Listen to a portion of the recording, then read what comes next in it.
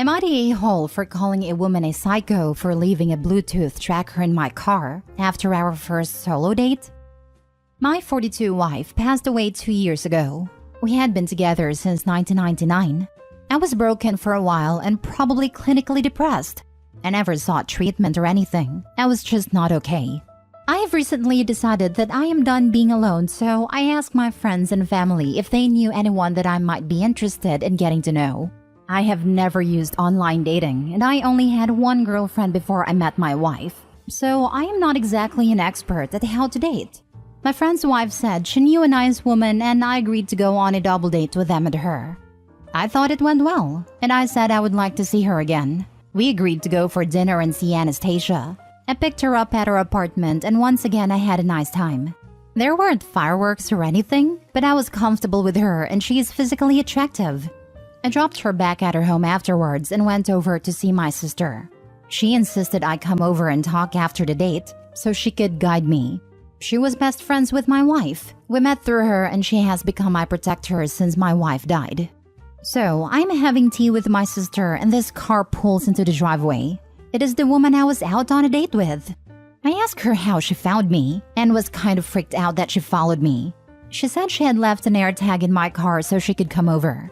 My sister said that was creepy AF, and that if the sexes were reversed, the cops would be called.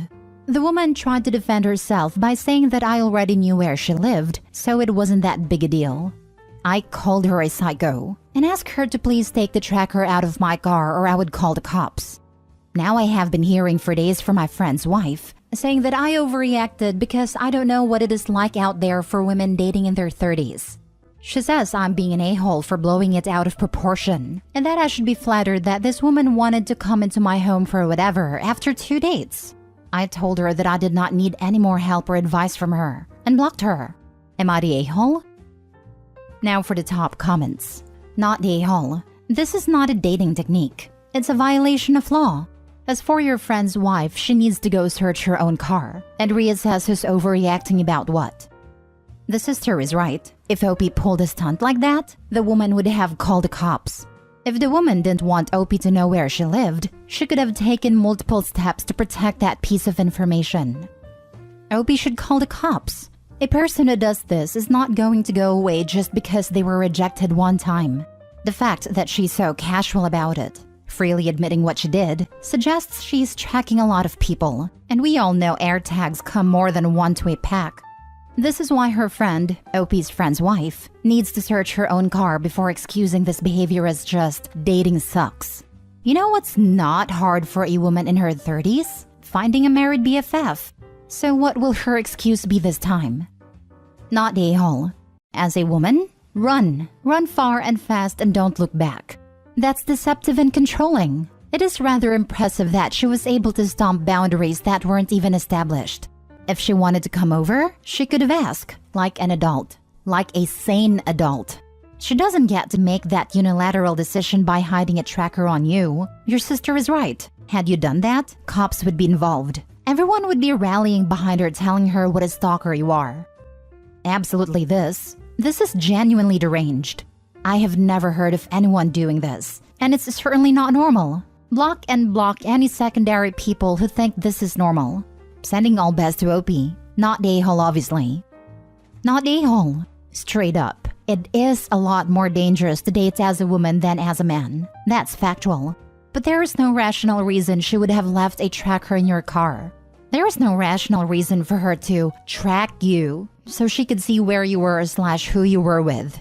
An AirTag in her purse so her friends can track her? Absolutely reasonable and rational.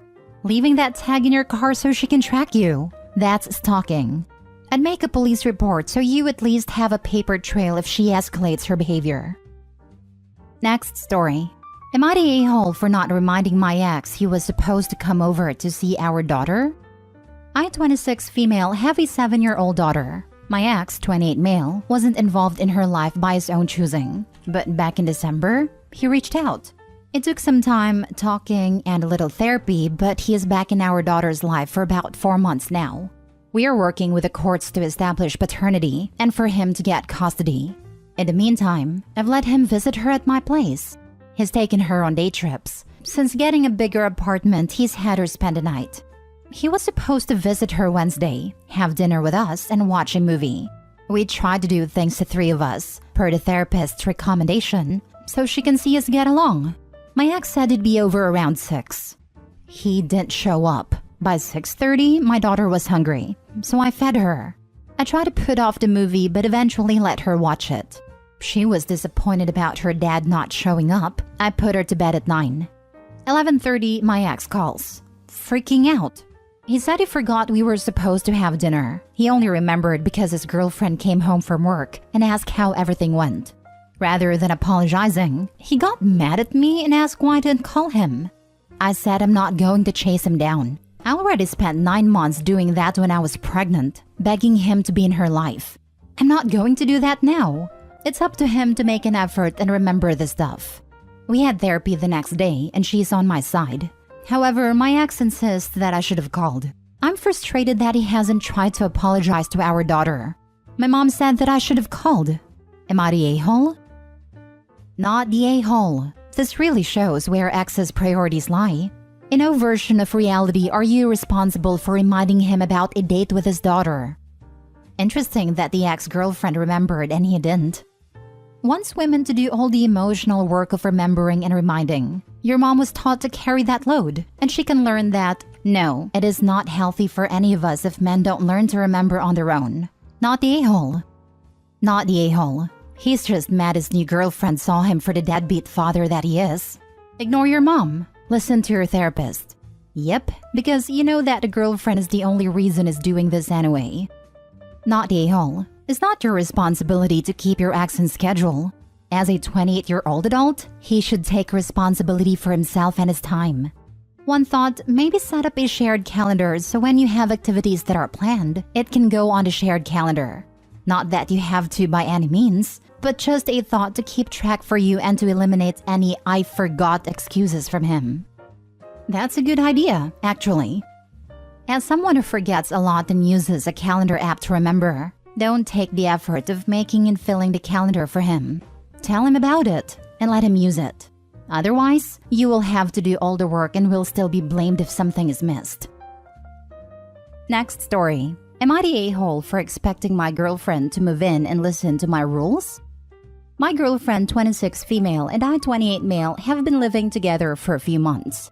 Recently, I got some money after my grandpa passed and was able to buy a duplex. I put down 20%, and she and I agreed to split the mortgage, property taxes, insurance, utilities, etc. It comes out to $1,000 for each, and she agreed. But then she wanted to make changes to the house I don't agree with and bring her dog.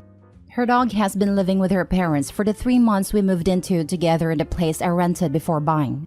She wants to bring him because he's her dog and her parents only agreed to let him stay with her temporarily. But I don't want the dog to move in with us and potentially damage the house. He isn't known to damage stuff as far as I know, but he does run around the house. And I want her to pay $100 extra a month for potential damage or $1,000 extra as a damage deposit. She's angry because we agreed on $1,000 and no damage deposit and feels like I'm making it too hard to bring her dog. She also wants to put a clothesline in my backyard and I find it weird and tacky. Maybe it's because I grew up in suburbia, but everyone I know uses the dryer. But she insists she needs to have a clothesline and hates the dryer. She claims her clothing are too expensive to be put in the dryer, and she has only used a clothesline or drying rack her whole life. But that because our yard can accommodate a clothesline, I should allow it. I don't want the neighbor to see her put her underwear on a clothesline, and I think they will complain as it ruins the surrounding house value. She also wants to fill up a large part of the downstairs with her stuff. Our place isn't very big, and she wants to bring her skis, rock climbing equipment like ropes, harness, etc., 2 bikes and her winter tires. She also wants to buy a mount to install for the bikes for the winter. She doesn't have many other things like clothes, but we don't have a big basement. It's like a half basement, and she wants to put her stuff downstairs. I want to convert the downstairs into a gym for me, but she wants to move her stuff out of her parents' place because they are going to downsize when they retire in a year or 2. I told her she needs to either not do these things, like the clothesline, or pay for the storage place and dog. She refuses though, and says either I let her move in with the agreed upon rent or she's finding another place to live. She's current back with her parents, and I've been paying for the whole place alone. She thinks I'm an a-hole for penny pinching her, but I don't think a landlord would be okay with her dog and clothes line, so I'm doing her a favor. She also makes more, $130K versus my $90K, so it's not she can't pay her fair share. Can already tell you are the a-hole. If she is paying rent or mortgage in this place, she has the right to make changes to her living situation. Her asks are normal expectations of things in a home. To turn this around, what you want is for your girlfriend to abandon her clothes, her pet, her hobbies, her belongings, and her income to be a live-in bangmate and pay you for the privilege. Why would anyone agree to that? You messed up and probably destroyed your relationship. You're the a-hole. Right, she pays exactly what he pays, but has to give up everything for the pure joy of it? I hope she sees the writing on the wall and gets out soon. My girlfriend wants to move in together, but get this, she wants to actually live there and bring her stuff. I can't clutch my pearls any harder. Info, do you actually love this woman? Because you're not acting like it. You're the a-hole. If she wants a landlord, she could just get an apartment. If instead you want her to be your partner, she needs to be able to live in the house. Like actually live in it. And yeah, lived-in places start to look lived in. I was going to say exactly this. Opie wants to be a landlord rather than a partner. I think they will complain as it ruins the surrounding house value. A clothes line ruining the value of a whole neighborhood is bar none the most ridiculous thing I read on Reddit. You're the a-hole. You want your girlfriend to move in, split the expenses, but having no or very few of her belongings? This is not how a cohabitation works. I seriously balked at that. Of all the things you ruin a yard, a clothesline? Last story. Am I the a-hole for kicking out my sister because she wouldn't respect my wife? I, 32 male, and my wife, 31 female, sleep in separate bedrooms. It sounds a little weird, but it isn't. My wife has gone through some things, and one thing she refuses to do is sleep in the same room as someone. The only exception is babies and children. She told me from the beginning that she trusts me with every fiber of her being, but she just cannot do it. Of course I didn't care, and I have my own little bat cave where I sleep. Now here's where the actual story is. My sister, 27 female, asked if she could stay over at our house for the weekend because apparently her and her roommate got into an argument. Me and my wife agreed, and I told my sister about my wife's room thing. If you know she's sleeping, don't go in there. My sister was always kind of a spoiled brat, but it really shone here.